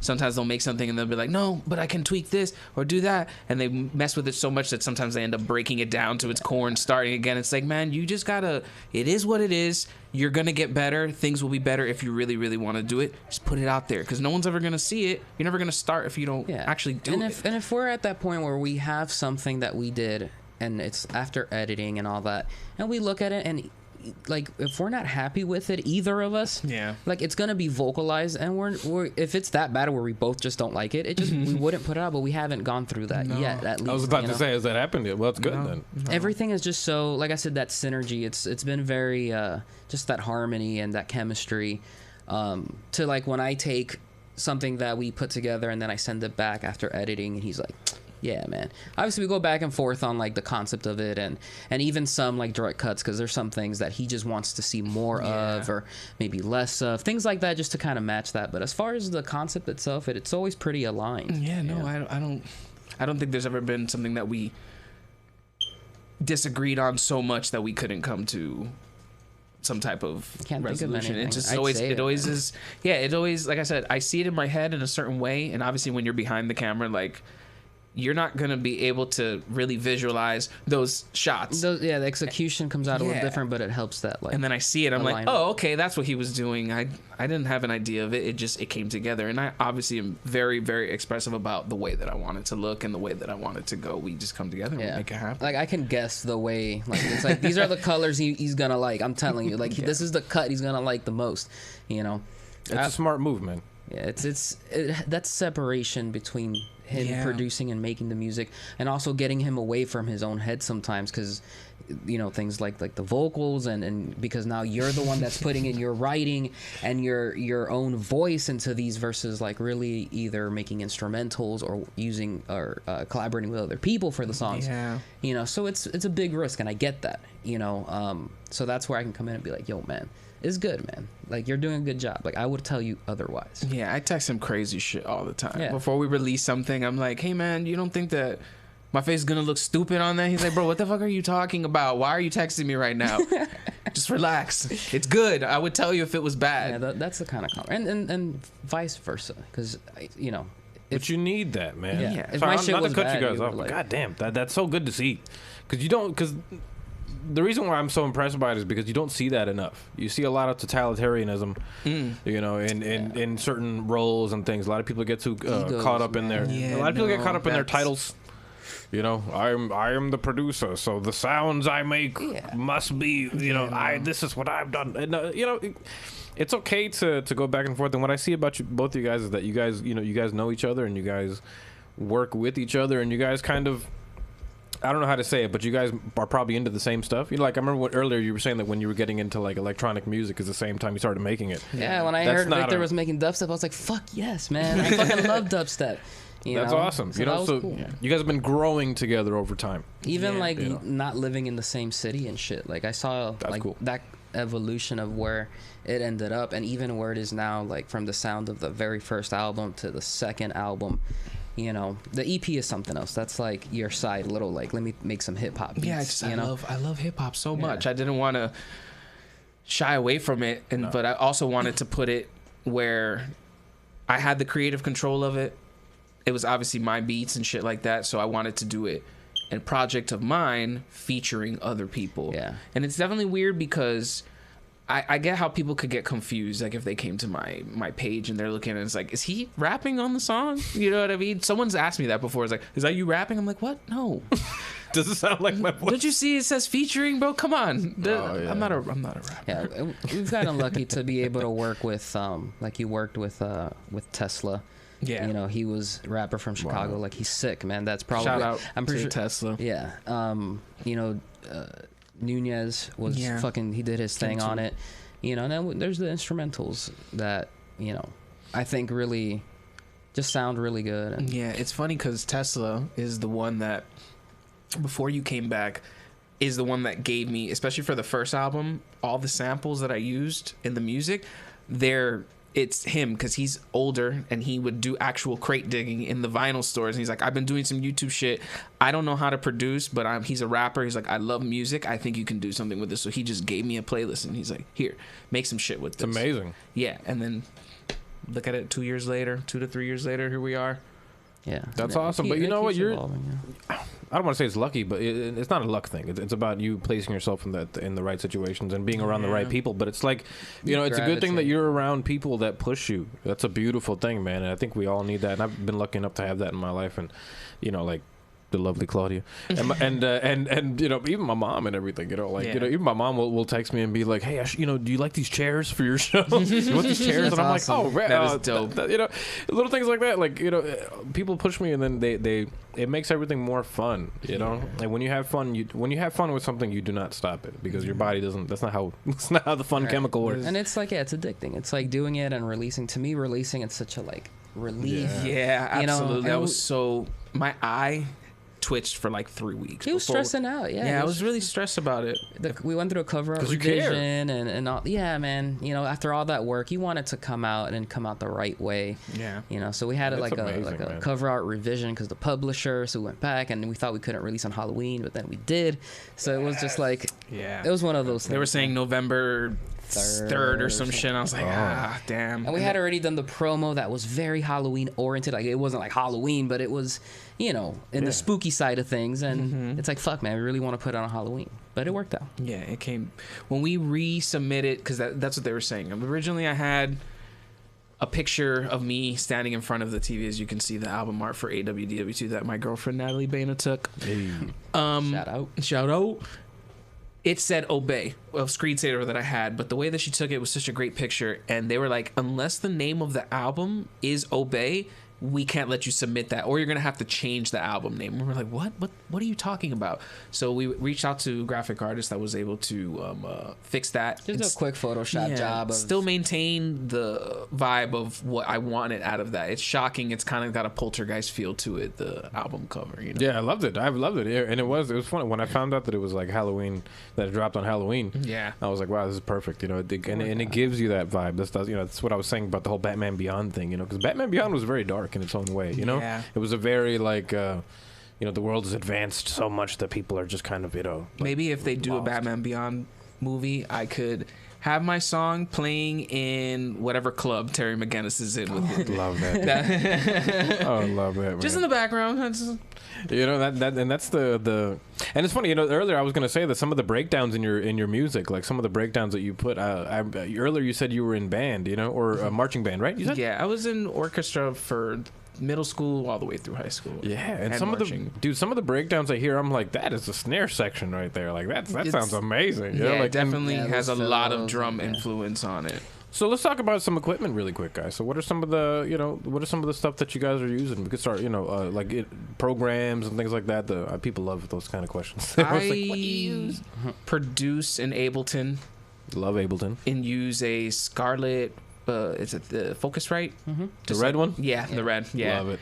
And then I have is it a baby bottle? A baby yeah. bottle for the mic. And then just for doing live stuff, I have a DDJ 1000. It's like a 4-deck Pioneer mixer, just with my computer and shit like that. Awesome, man. And then yeah, as far as it goes, I wish I could play piano better. I have MIDI keyboards, but I don't necessarily use them. Most of the time, I'll just like write the stuff in. That's awesome, man. What about you, bud? Yeah. What about video editing and stuff, man? And it's funny because both of you guys, you know, we were talking about some of the stuff that I use, and you know all the stuff that I use. So I know that you've had to Google problems and solutions. That shit is his Absolutely, forte, bro. Because that is why I mean, know those things. Yeah, you know, and you know how it is, man. Just trial and error. You know, once I realized that I really want to make videos, and the only way to go out and be a filmmaker is to fucking film some shit. You know what I'm saying? Take a camera and start filming shit. So that was kind of the approach I took, and you know, I did some courses online and learned as much as I could and did as much research. And then, you know, once I was able to get like equipment as far as like a computer that was good enough to run stuff and a good camera, you know, not the best camera, but at least shoots 1080p and all that. Absolutely. You know, just basic stuff. And just, it's like, all right, we can film now. Let's come up with some cool concepts, you know, and just always bouncing ideas. And it's like, what can we shoot like this weekend? Like, how can we put something together and make it look badass, simple, and shoot it in a day or two? We've gone to a 2-day shoot. I think so. With Peace and Love, I think we went out, we did stuff the first day. Yeah. Because I wanted to get this fucking crazy shot with a slider standing on his bed while he's laying down. So I have him there. It's like, don't move. I have a tripod between his legs, and I'm trying to get the shot. So that took all day for like a 2-second shot. And then the next day we went on to film like the rest of it. But for the most part, went to Churchill's and Yeah, got those yeah, shots, and everybody was very, very cool. Or maybe they just were so drunk they didn't notice. yeah, but it was Same weird. thing, Like, right? it came out super organic. I always loved that about that no one was like looking into the camera. It was just another dude with the camera, and like we were able to tell a story and have a narrative by the different shots that we set up. You know what I mean? You just said the key word, tell a story. Yeah. That's what you have to do. You know, I made a vlog recently, and I love doing vlogs. I don't make many, but I enjoy doing them because they're fun. Yeah, absolutely. And a buddy of mine was like, "Man, you should do those more. Like, you should do those more often." You know, he's like, "That was really good." And what I always try to do is in order to tell a story, the fundamentals are beginning, middle, and end. You need a beginning, a middle, and an end. You know, and if you're gonna do a cliffhanger, you don't need the end, maybe. But your cliffhanger still has to be an end. Yeah. So you still need the end. You get me? I think we're trying to keep all the videos somewhat open-ended in interpretation or what's going on, because I feel like as time goes and our resources get a little bit better, we start adding to those ideas to make them just like more complicated or just a little bit in higher quality and production value. So we just keep adding a little bit more and more to that initial idea to keep that story kind of open-ended, you know, at least with the newer stuff that we've been doing, just because we've like I said, kind of started getting a little bit more resources and help to be able to create some of this stuff. Even though it's just like lights, fog, some curtains, some like pipe and drape and things like that. And then having somebody come in and help us with like a stabilizer and if we shot in 4K for the first time because somebody helped us with that equipment, So like I said, just keeping that story open-ended, but at least try to tell something. Even if the promo video goes to 2 minutes or 2.5 minutes, at least we're like being cinematic about it. And that's really what we're trying to go for, is how to take what he's doing in the music and show it off in a cinematic way. Yeah. So we try to like, and we both kind of like the same movies. And so like when you see these long shots, you're like, yeah, man, I like that long shot. Something that's going to grab your interest in more ways than one. Yeah. Package it and I'm just always particularly proud of the fact that we don't rely on anybody. The money that's spent to actually make these movies is from our own pocket that we worked. All the equipment is ours, and we just do it and we make it look good. And then I see, not to talk shit or even think of something like that, but just like production value on some production things, value on things like we're putting it together, and we know they have more resources to make this stuff happen, but we're still able to make a fucking banging product. I'm with you. And it's our own blood, sweat, and tears, made with our hands. Feels good. I mean, we try to make it good. That's. So I'm proud of everything we've done. I know we're just proud of the things that we've been able to accomplish with the resources we have, and it's fun at the end of the day, and we get to do it, and it's fun that we really get along through this process. So it's just fun at the end. So the key word, man, fun, dude. Fun. You gotta have fun. You gotta enjoy what you do, man. And like I think back at it, and even back in the day when we all had like terrible equipment, because I used to do the same thing. I remember pirating Fruity Loops on a old HP computer back in the day, Fruity Loop 7. Yeah. Back in the day, and just working with that sequencer for the first time and learning what a metronome could really do. It's a process, man. Yeah, you build. I didn't even know for the first few songs I made. I didn't even know what mixing was. Yeah, I would just start stacking tracks, and then if I wanted something to sound louder, I would just crank up the dial. Yeah, you're like you're redlining the fucking master. Like, yeah. Sounds good, bro. Sounds fine. You gotta start somewhere, man. And it's just, if that's what you want to do, man, you want to fucking like make dope pottery or something, fucking just do it. Like, just do dope pottery. Just make pottery. Like, go out there and do it. And that's kind of the approach I've taken, at least with learning how to like shoot and try to like really refine my editing skills and stuff like that. Because I don't do anything crazy. I don't do like After Effects. I'm not good with that. I wish I had somebody that can help with that. But at least like what I can do, I try to do like I go as hard as I can with it. True. Well, that's what people really take is the camera angles and stuff. Because the effects, people with the effects and the After Effects and all that kind of stuff, it can go from like dope to corny in that's why, in a millisecond. That's why I don't fuck with milliseconds. You got to be subtle about it. Yeah. If you've overly saturated, it's not gonna be good, man. Exactly, man. Just dealing with lighting and proper storytelling, lighting and negative space, positive space, those kind of rule of thirds, simple stuff, simple stuff, right, but effective tools. Yeah, we live in a good time for that though, because there's more access to the information especially about making videos or making music or doing anything. You don't need. I don't regret going to school, but now that I'm older, I'm like, fuck, man, I could have learned this shit on YouTube. Yeah, you learn certain things, but I mean, there's courses online that you can take, and you just gotta be willing to really put in the time and work. I used I did a lot of stuff on lynda.com, man. It was sick.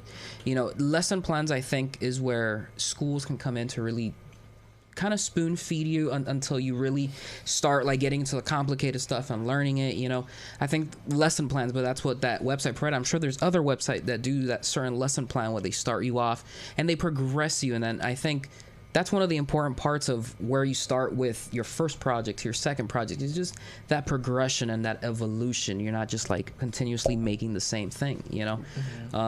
But yeah, there's so many resources out there. You just got to be able to, willing to look for it. Lesson plan is important because it's you know, the one thing, I've never had a guitar teacher. I'm self-taught on everything I've ever done, you know, so it's just like, but to me, what I wish I could have had is, you know, what you were saying, the lesson plan, because it's a chronological thing. They teach you the steps from, you know, they just teach you some things that you might not know until way later, you know? Yeah.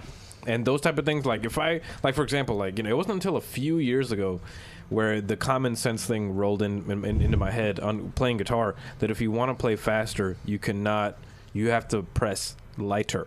Yeah. Like, you have to press lightly. And some of those players that are playing extremely fast, they're barely pressing their fingers. Yeah, because, you know, it's like an intensity thing where you're trying to get faster. Like you almost get into the yeah, you're like harmonics, gritting your teeth and shit. Yeah, what's the science? Lactic acid fermentation? Some shit. It's like something where, like, I remember reading, you know, Mick Thompson from Slipknot back in the day. I was reading an interview of his in a Guitar World magazine in middle school. And he was like, and maybe this is why I'm such a dick about it. But sorry, Mick. But yeah, in the interview, he was saying, he's like, yeah, if your hands get tired, that's just the lactic acid fermentation building up. He's like, just push through that shit. Don't be a bitch about it. Don't be a bitch. Yeah. And I was just like, yeah, all right, you know. All right. And I was like, man, I can't play. You know, you gotta get back to practicing, yeah. And you got to know the techniques. You know, it's all about techniques, and it's about certain ways that you can they're tools. Techniques are not laws; they're just tools. Right, exactly. And you use that to start applying your own creative. A lot of people try to start off, especially, it doesn't matter what instrument is, like, they try to do whatever thing that they're trying to learn how to play, doing it fast, and it takes a lot of patience to slow it down and then try to play it slow and work your way up to that. And that's why a lot of they end up not being able to do it because they're not willing to take that time and slow down. Yeah, man. Big fan of Michael Romeo from Symphony X. Oh, man. And he's an amazing guitar player. And he was I read another interview of his where he plays everything slowly first, extremely slow, and he builds his way up. And you would never guess it based on the way he plays. Yeah, he plays so fast. A demon on that goddamn guitar. He is. No, guitar is fun, man. And I know that you play bass and guitar and yeah, I mostly bass. I can get an idea across on the guitar, but like I said, maybe drum set a little bit, but it's mainly just singing. Nice. A drum set as well? Yeah. That's hard for me, man. Going from strings to drums, I can't do drums. The separation of your hands and your feet, honestly, I still don't have it. I do all my drums on the keyboard, man. Yeah. I play them in. I don't like you know, what is it? Not samples. What's it called? Sequences. I don't like those. Yeah. What are they called? Not sequences, man. Loops. Yeah. I don't like loops. No, I don't do loops. I chop loops. You got to play them or write them or chop them. I respect it. But it's still, I like, you know, I got to do more work with it. Yeah. When somebody does all the work for me, I feel like uncomfortable. Yeah, and it's a little more complicated or time consuming to sit there and adjust your velocity, so it kind of starts loosening up. It doesn't sound so electronic, or just trying to get that natural like velocity and intensity into like what you're hitting and stuff like that. Yeah, and just to kind of put your own spin, you know, like I love, you know, like I said, they're tools. Like I think loops should be tools. I don't like when people are so automatic with it, but it also depends on what you're trying to do. Right. You know, if you're like if you have a day to make a video, like what are you gonna do? Sit there and make the whole beat the whole time, like, and then mix it? Like, I get it. If you need to use the loop, just use tools for what you need to do. And Top 40 Radio. Top 40 Radio, these songs, you know, when we say they're engineered, like they're made in labs. People use all these terms, like that's very true to a certain extent. They are made in laboratories, you know, they're made with loops, and they are made with, you know, certain melodic things, and you can go to Splice and get these sounds, you know, and you know, there's a very robotic, there's a technique to it. There's a technique, and they got to make it as simple as possible, but blah, blah, blah.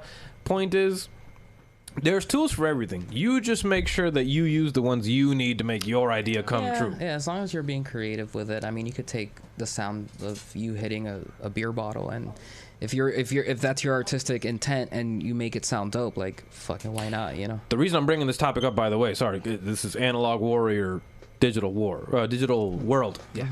And so that is, you know, in keeping with the theme of the whole thing. This is, you know, the thing that we're talking about is you know, how do we add that analog feel to that digital world, you know? Yeah, man, it applies to life. We're mashing up these very, very warm vinyl samples to these very straight 808s and hi-hats and kicks and, you know, distorting them and downsampling them so they have that crunchy feel to them. And I just, like you were saying, we were saying, the technology is, it's at a crazy place right now. And I can only imagine what it's going to be in 10 years. I grew up with the internet. I know you probably grew up where it was still dial-up. You couldn't get on the phone and use the goddamn computer at the same time. It's true. So I had 28K, not even 56. Jesus. Oh, Lord. I had 28K. I remember, like, trying to load the trailer for the first Spider-Man movie on dial-up. And they say that a hero can save us.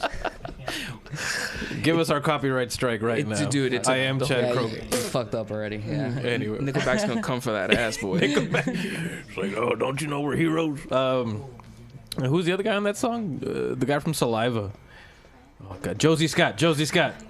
That was his name, Josay Scott. You could have said any name. You could have said any like, name. yeah, man. I thought it was Jack. that guy. I thought it was Jack Black when I first saw him. I'm not gonna That's lie. hilarious. But yes. Anyway, but you know, growing up to that kind of music. So really quick, you know, what kind of music did you guys grow up on? Like, what kind of music inspires the sound of today? You know, I'm not a big fan of two questions. How'd you get your name? Which I asked also because I ask everybody because everybody wants to know. Like, even I want to know, but it's the typical question. I save it for like somewhere later. And also, what's your inspiration, man? So I try to save those for sneaky times. But yes, Inspirations. You wanna? Yeah.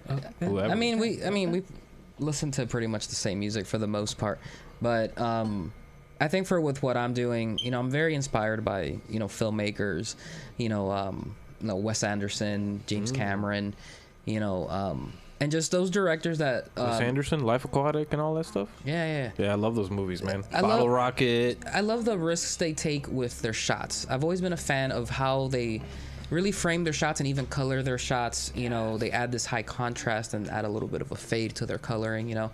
So I try to like look at those details and it's like, man, that's what makes it like really cool. Those little details, those super wide and long shots. So I love Anderson's that kind good of stuff. at the side shot, at the hallway scenes, right? The hallways, or is it like the long shots that I like he mean, drags to the Yeah, sides? he has that. He pulls back, like starts slow and then does a really fast pullback, and you realize the landscape of what we're looking at is so Right. much more larger than whatever he was focusing on in the beginning. Yes, he shows off like the architecture, but in a really like the interior architecture, like in a very beautiful, man, it's just great, good inspiration is what I'm trying to say with that. I love those movies, and you know how like everybody has like their background TV. Wes Anderson films were like my background TV for a while, where I just love having them in in the corner of my eye, my peripheral vision, where I would always have on The Life Aquatic. It was one of my favorites. I love that I don't think movie. I've seen that one. It's the Bill Murray flick where he's like Jacques Cousteau. Yeah, I Yeah. haven't. I gotta check that out. It's kind of a weird movie. I think back at it now and I'm like, man, I was at a time I was going through something. But the way they shot it and stuff is kind of funky. I really like Royal Tenenbaums too, Yeah. right? That one is definitely one of my favorites. That's the one with the red the jumpsuits, right? Yeah, the Everybody two has- twins and Ben Stiller. Yes. Luke You or know. Owen Wilson? No, I think it's Luke Wilson. Yeah, he's in that one. Yeah, wow. He They tries to love- kill himself in that He's one. in so many of those movies. God damn it. Yeah. Bottle Rocket was cool. Anyway, Wes Anderson, good inspiration. Yeah, you know, and like I said, those details and you know, and music. I've always been influenced by music. I've wanted to like to DJ before, and I've wanted to like produce music and things like that. That's why I like just watching him do it and stuff like that. And I've learned a lot from what he's doing. Just like in the whole process of things, but you know, listening to things like Daft Punk, and I've listened, you know, a lot of like dubstep and rock, Punk, like Guns yeah. N' Roses, 80s metal. So like when I hear him bring in a guitarist on one of the electronic tracks with a sick guitar solo, it's like, My buddy, Omniscient Atlas. yes, on Rainfall. Absolutely. On Rainfall, amazing solo, amazing song. Yeah, when I freaked out when I heard that shit. I was just like, yes. Yeah, no. When he sent me the first file, the first and only file, because I was like, yep, that's the one. He nailed it. He nailed it. He killed it. It was I was exactly shocked. what I wanted, man. I definitely reached out to him because I knew he did good work and that he was technical, and that's kind of what I wanted. A technical solo that he's gonna shred with a little bit of soul to it, and he fucking captured it perfectly. Absolutely, man. You know, I think we'll play that song on the outro to today's episode a little bit. Man. But yeah, and going back to that organic feel, you know, I love that you put real instruments in your sounds, and that, you know, you're evolving your sound, and your sound evolves with you. which is the beautiful thing. You know, through all the equipment you get and through all the things that you go through in life, and you know, I'm sure both you guys, it's the same wavelength there, where you, what you do today. Would anybody like another beer, by the way? Okay, thank you. You know, where like whatever you guys are working on is also probably a reflection of how you feel, which is the most important thing, guys. It's art, man. Don't let it get mixed up, guys. A lot of people try to turn this into a job. Yeah, You got to realize it's art first. Job, you know. We're definitely trying to turn it into a job. Oh yeah, for sure. But we keep it. That's why we keep it a lot in house, because we want to be able to be the ones that make the decisions, the final decision on everything. Definitely. And I feel like a lot of times, maybe bigger artists, that it gets away from them, and there's so many hands involved that they might not be able to do so. But I would rather make this my job and do this than fucking work another job again. I'm done working the 9 to 5, and it's obviously it is what it is for right now. But it's all the only thing I've ever wanted. And I'm willing to put in that work and make it happen, little by little, piece by piece, content by content, and just make it work. And you both have the tools, you know. Funny thing about opportunity, like I heard this a long time ago and it changed my whole perspective, is like a lot of people like talk about opportunity, and a lot of people are like, you got to be at the right place at the right time.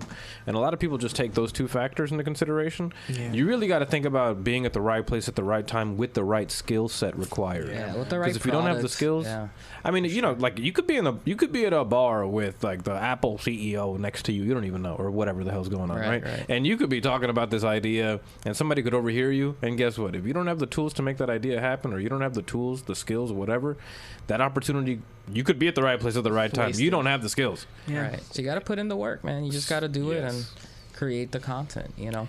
And concepts are cool. We're talking about art and concepts on the bottom, but you know, part of conceptualization is,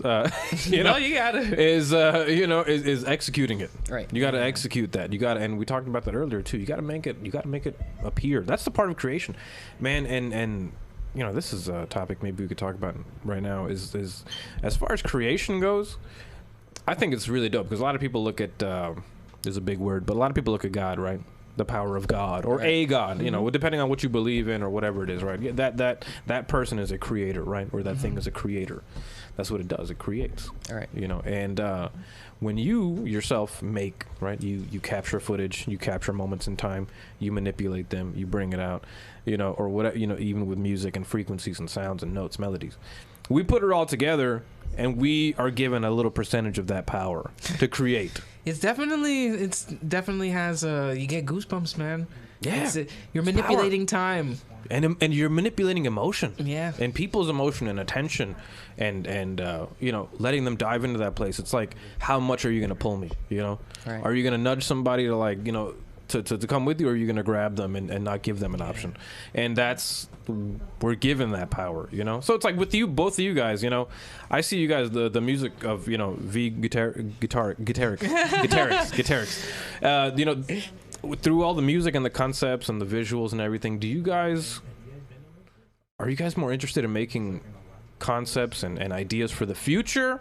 Or are you more interested in looking at the past and turning that into what your future is? Like, are you interested in making things that nobody's ever seen, or build upon ideas of what we know today? Because that's what I think about as the power of God. Are you going to make aliens, or are you just going to make people that have 5 fingers? Probably both. Like us. Yeah, we definitely try to stay. That's one thing that's super big about the music and everything that comes with it, is that with the videos, we make it in a universe. We're setting up for this world. And we want to keep that all along a timeline as much as we can, and keeping it consistent to each other, so it all belongs together, you know. So, but we try to still conceptualize things for the future that we know we can't do right now, because we can't afford to rent a blimp for my damn video. That's awesome. We're not a blimp. It's gonna be a Hindenburg type deal, man. Oh Christ, though, Kiki's delivery service in this, joint. Just you know, and just being realistic about our concepts of what can we actually achieve. Yeah, we can come up with some wild ideas, but what is that good for, you know? So let's scale it back. Let's figure out what we can do, what we can look around. All right, what can we put together, you know, and then just make it as good as we can. You know, but we like that little universe between the first album, second album, have a little thing, and then maybe the hip hop volumes will collide together and be something else. and be able to tell those stories using the music and what you're talking about and things like that. But you know, I guess like a little bit of both to answer your question. You know, I love it, man. No, it's a beautiful thing, man, and it's really fun to see where you guys are going with the musical journey. And I look at everything, and I was listening to some of the music, and it's one of those times where you sit back and you're like, wow, like I know that guy, man. Like that's cool, you know. And that's a great feeling. Like I love having that feeling, because you want to have that kind of respect for the people around you that make music, especially when you've seen them working at it like you have, you know? Yeah, it's a shame when you see people work for 10 years and their music still sounds like it did 10 years ago. Dude, You're reinventing. Like, it's always been reinventing. Just like I always love Cat Williams in one of his specials, like trying shit, and that fails. And you trying shit, keep trying shit, and that's just what it's been the whole entire time. I don't want to stop. But if something is not working, then maybe it's time to move on to something else. You don't know. This is motivational speaker guy that was saying, you don't know if you're the world's most badass architect. You never tried. You know what I mean? Thank you. I tell that to people all the time. So many people tell me they can't, and I'm like, what does that mean to you? Like, of course you can't, because your fucking brain already told you can't. Your body hasn't even tried yet. Dude, self-doubt is a fucking crippling monster. Dude, it like that type of mentality literally sticks in my spine. Like, oh shit, what the fuck happened? That type of mentality really sticks in my spine. You know what I mean? Like, I really hate when people tell me they can't do something. Like, it really pisses me off. Like, it gets on my skin, because my brain starts finding ways to convince them the other ways, otherwise, you know. And because that's the kind of person I want to be. I'm never gonna be the kind of, like, why would I ever be the kind of person to be, man? It's good that you have that, to be like, you don't know what you're talking about. At least just try. Why would I ever agree that you can't do something? Why would I ever limit you? Like, what the fuck? Like, that's not what we're here for as people, dude. Like, what the fuck? You know what I mean? Like, I should be helping you build a house, not be like, good luck, dude. Right. Yeah. Especially if they're your friends, man. You want what's best for the people you know and love. And if they're doing something cool and it makes them happy at its core, you know, you want to push that as far as you can, you know, and help motivate and just assist with that, you know, because man, you get in your own head and it happens, you know. And we're lucky, dude. We get to be artists. Like, we get to create, man. Like, we're not like, you know what I mean? Like, I think of other people that have to do these, like, that have like I don't know what I'm trying to say here. Like a martial art, for example, right? Yeah. Very specific way you got to do something, you know?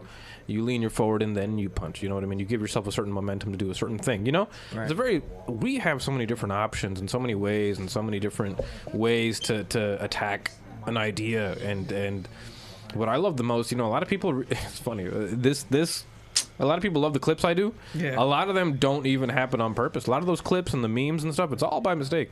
Like, a lot of it. Get the fuck out of here. A lot of it, dude, because a lot of those jokes, I type in a feeling. Like, I type in, you know, for gifts, I type in, like, somebody says, like, oh, I went to the store, and then I'll just be, like, grocery shopping. You know, I'll type that in, or I'll be, like, finding something. And I'll type in a quote or a phrase. And whatever I see is whatever I see. Like, I don't know a lot of the memes I'm going to find or the gifs I'm going to find. Yeah. Being able to identify it and making it funny. Well, you know, that's what we try to do creatively. That's where the creativity comes in. But life gives me those things, you know. Like, if some of the funniest ones, a lot of them were by mistake, you know. And that's what I'm trying to tell people too. It's like, you know, you might not know how the song is going to end, but why don't you try? Yeah. Why don't you see how it's? Why don't you try an ending and then, you know, maybe see what your head gives you, or why don't you listen to some music and see how people end their songs?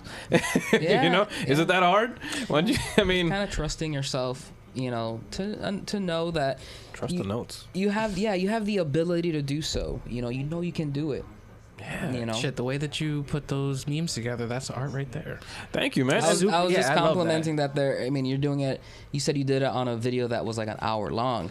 I was like, man, how is your exporting time on that, my friend? Oh, like, it sucked. Holy that's why I shit. stopped. You know, I stopped doing that. I've done like long edits for different things, and I've had to split it into different like sequences, and then once it's done, you kind of like splice it together.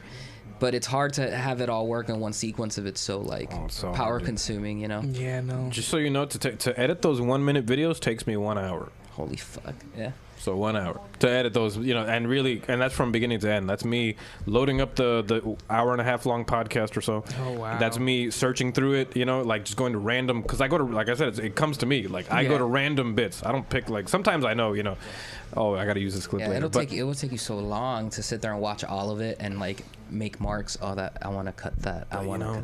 Dude, I constantly fight against myself. That's hard. And I'm guessing you seem like you're meticulous and to a T.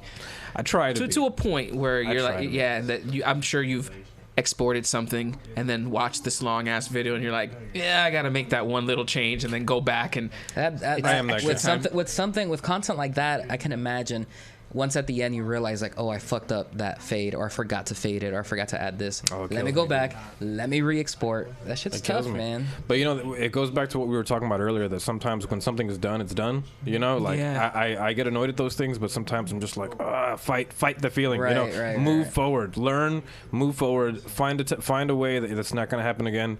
Double check your audio before you export. Yeah. You know, find a way basics. to improve. Yeah. You know, we got to get better. You know what I mean? I try to do it so that I'm not too upset at myself in the future when I watch stuff back, because I want to see some of the mistakes. Obviously, at that moment, you don't like really pay attention to it because you're still in that time and place. But then, you know, a year or two down the line, you look back and it's like, oh, I could have done that different. Oh, I could have changed that. I want to see those identification of those things to, you know, improve and get better and things let like yourself that. know you're making progress. Yeah, you're getting yeah. better.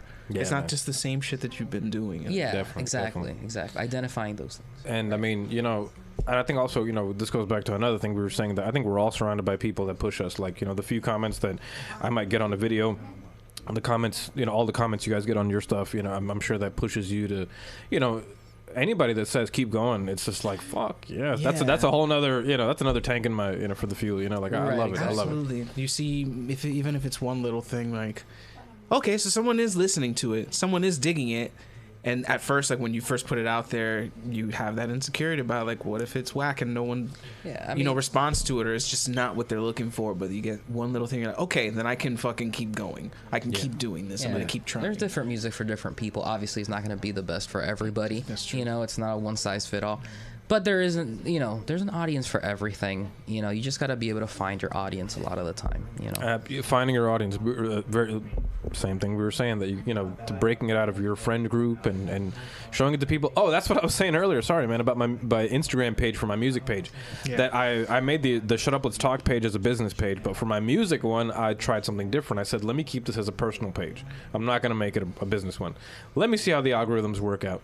I didn't add anybody that I knew in reality, like that I know in the beginning. That's a good I did it later. experiment. Yeah, that's a good way Yeah, to. I was like, let me not add anybody that I know. I'm only gonna go. So I went to my favorite artists, and then I would go to their comments, and then I would follow the people in their comments. Oh, wow. Because I was like, guess what? These are people that like music similar to what I make, because they're my inspiration. Maybe they'll like what I got going on. Exactly. And then I would take time out of my day, 30 minutes to an hour a day. You know, even if it's 10 minutes at a time, it's 30 minutes to an hour a day. And I would go to those people and I would like their shit. Mm-hmm. I would actually visit their page. That engagement is super important too, man. Especially in this day and age where it's also saturated. Yeah. You know, you want to engage with like people who like the same stuff, you know, that might like your stuff. You want to look at what they're doing, because a lot of the time, sometimes they're artists, you know, and you want to look, they're photographers. Look at their art, see what the fuck they're doing, and then like and give honest like opinions on it. Like, yo, like that was a good photo, and that was great. And keep it real. Don't just put the strong arm emoji and just leave the fire. Hands up. You know, I mean, that's cool too. But no, like if you like the I'll take song that. and you want to put the fire emoji, at least you mean it, and you and that person know. But you know, if it's a random, like, don't just say like, you know, whatever the hell. Don't put the strong arm emoji on a picture of their dog. You know, Right. like you know, like I said, I would actually be there and be like, yo, this great melody on this. Exactly. You know, you listen, Yeah. you care. You got to care about the people that care about you, right? And sometimes You should. when you do those things, you actually look at their shit and you're like, I am now a fan. Yeah. Like, this is good. Like, wow, that's really good. And you start Diamond in the discovering rough. stuff. Nobody And- even knows that there's good product there. And before anybody think, I've been doing this since MySpace. So this is not. I've been doing that technique since MySpace music pages back in the day. You know, to where I used to go to, you know, like back in the day, I was making a lot of acoustic stuff. I'm a big Jack Johnson fan. I love Jack Johnson. Nice. So I used to go to his MySpace music. I would follow his fans in the comments, and I would do the whole thing.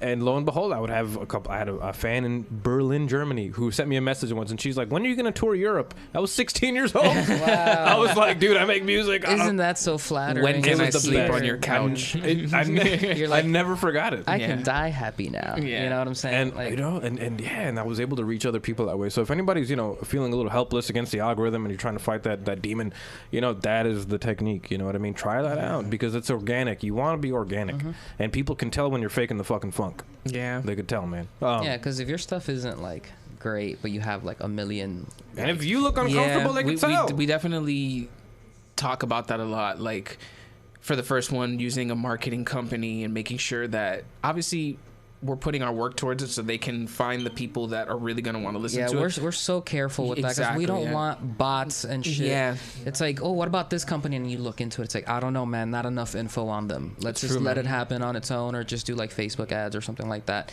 Something where you know that it's not going to be a company that's going to hire somebody in India to come and like all your stuff. Have you seen those? Have you seen those smartphone rooms in China or wherever it is? Like I think it's in China. The one I saw was in China. Dude, it's a whole room full of like. You remember how like in Blockbuster they would have like the racks of DVDs? Yeah. Imagine that, but replace them all with smartphones, and they're all connected, and they're all bots, and they're all liking posts, The and they're same all thing that they gear towards. And it's whoever like, paid them. and they're literally racks and racks of smartphones next to each other. Like, Fucking insane. I think they're called like bot farms. Yeah. Wow. Yeah. So look up that shit later, That's man. That shit will insane. blow your I always mind. wondered how that shit worked. That's how they do it, dude. They get all these smartphones that they buy like wholesale, and then they just like start doing that whole thing where they connect everything to bots, and it's all automated. They're cracking down a lot more on YouTube and stuff like that on those things. It And sounds Instagram crazy, especially. but Yeah. it's not necessarily. I'm pretty sure the people that put it together, it's not a foreign concept to them. They did that shit easily. It's like if you can get one control on all of those things, you can sell that. Yeah, and just that's in a lucrative. mouth, because they learn the formula. These algorithms are math equations, and they learn the formulas, and they learn to fight it. You know, it's what we do, guys. It is our matrix battle. You know what I mean? Like it is Yeah. what we do to fight the machines. Something I Because- keep saying is like slow and steady, man. You know, you want that organic engagement. Absolutely. You know, things are gonna grow. They're growing slow, and it'll get to where it'll get. But slow and steady is better than using something that's gonna either get you banned or something like that. Yes. Can you imagine losing like the 3 albums that you've put out, just getting banned because of bots or some stupid Yeah, shit? no, Yeah, that would dude. That would be break my fucking dude. heart, Like man. all that work, you know. That would suck. Yeah, I'm So- for the. I want to say the first, but for the first time in a long time, especially with this project that we're doing and the stuff that we release, I'm extremely proud of it. I have my whole heart behind it. I'm not worried about what it could or could not be. I have pure faith in this, and I think it's definitely very different for me. Yeah. Well, that's good. Then you want that. Yeah. You want that confidence and that. And like I was saying a second ago, is that people can tell. You know, people can tell when you are giving it your all, and when people can tell when you hold back. You know, people can tell when the rapper is trying to keep quiet. You know, in his room, they can tell. They can tell. Dude, they I can had tell. heard that this guy Takeshi 69, that the way that he got on was that he worked as a waiter or something in a restaurant, and this executive dude came in and was like, "Oh, you got a good look. You do any rap music or you do any music?" He's like, "No." And then they just started working together because he thought he looked good, and look at them now. Had the look. That's And that I was classic. like, that gets me so angry. But I try not to like hate the fucking game. You know what I mean? Try not to be salty about it. But this is like, come on, man. There's no heart behind. But you know that. what? That's that. You know what? I'm not trying to discredit that at all, because you're completely right. That is annoying as fuck. Yeah. But it's like that classic, like, hey kid, you got a lot of moxie. I like what you got going on. You know, like there's always that greasy salesman type. You know, that will try to do that used car salesman personality. There's space in the market for that, so that's gonna happen. You know. And you know what? Having that kind of person existing gives you, having that Joker gives you the power to be Batman and do your thing. Yeah. You know what I mean? So it's fine. It's fine. Yeah, we definitely want to control Just the image, all and the idea logistics and in the everything. image and everything that comes with it. We don't want to hand it off. Like, I know that if we maybe got signed to a label or they tried to give us a deal, that could be lucrative for us, but I know that there's just going to be so much degradation on the concept of what we have. We had a licensing offer, I guess, and it was like 3 years for one song, and we're like, absolutely, for like X amount of money, it wasn't even that much, and we're like, that's a long time, man. Pass. Anything can happen in 3 years, man. Yeah. So we don't give a fuck about that. Like, it's like we're gonna, it's fine. It's about the art first, right? Yeah, So, absolutely. I love it, man. Well, guys, you know, I can't even believe we're almost 2 hours into today's episode. No way. Yeah, absolutely. Dude, I'm so sorry, man. Don't be sorry. What do you mean? Those are the best episodes. Thank you so much, guys, for being on episode Thank you for 101. having us, Thank you man. for having us, man. Thank This you, was man. It's great. been an amazing time, folks. If you guys want to follow, you guys, where can they follow you guys at? Feel free. We're everywhere. V.Getarix, V.Getarix, Facebook, Instagram, Twitter, Spotify, Tidal, Apple Music, Amazon Music, Deezer, everywhere. You can All just that. go ahead and type it in Google, and Yeah. you'll try to find make your it easy avenue. to find. Yeah, you'll find Yeah. it. You'll find it. It's there. Absolutely. Jose, if they want your services or anything like that, audio editing, video editing or anything like that, where can they reach you at, my man?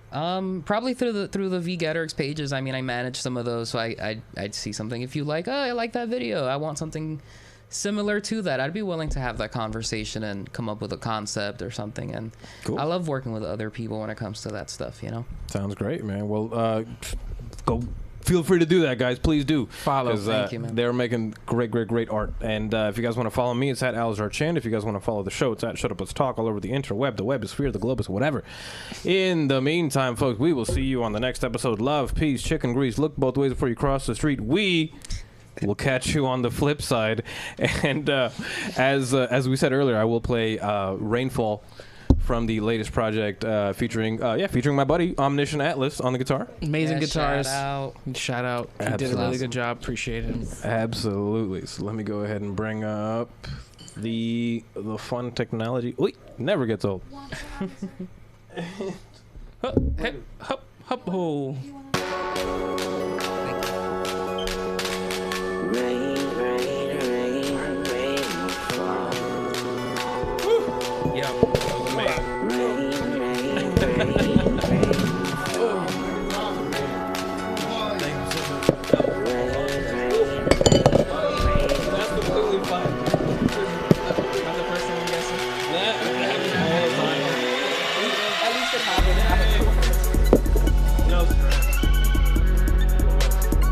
I'm not the same way.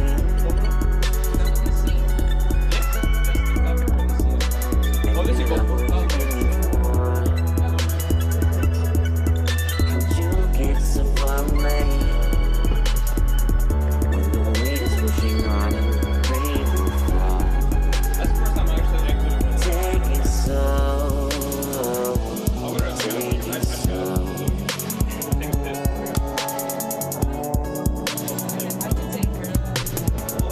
When the weight is pushing on I have you to hold my name. So if we really can be honest, I can use that refrain. Rain, rain, rain, rain fall. Rain, rain, rain, rain fall. Oh. Rain, rain, rain, rain fall. Rain, rain, rain.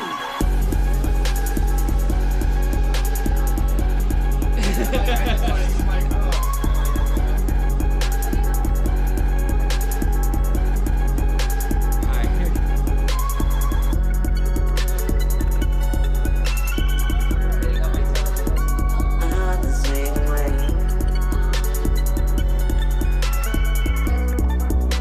And you know who you've been for.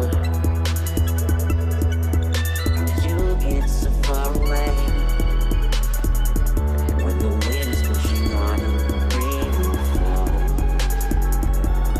Take it slow, take it slow.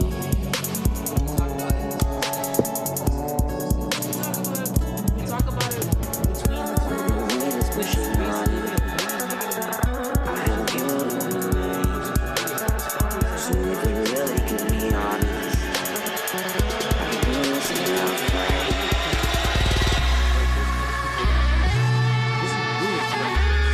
Use it now, straight.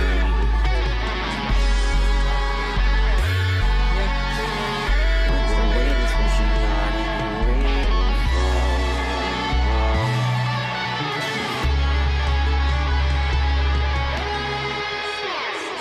Yeah. They're the same.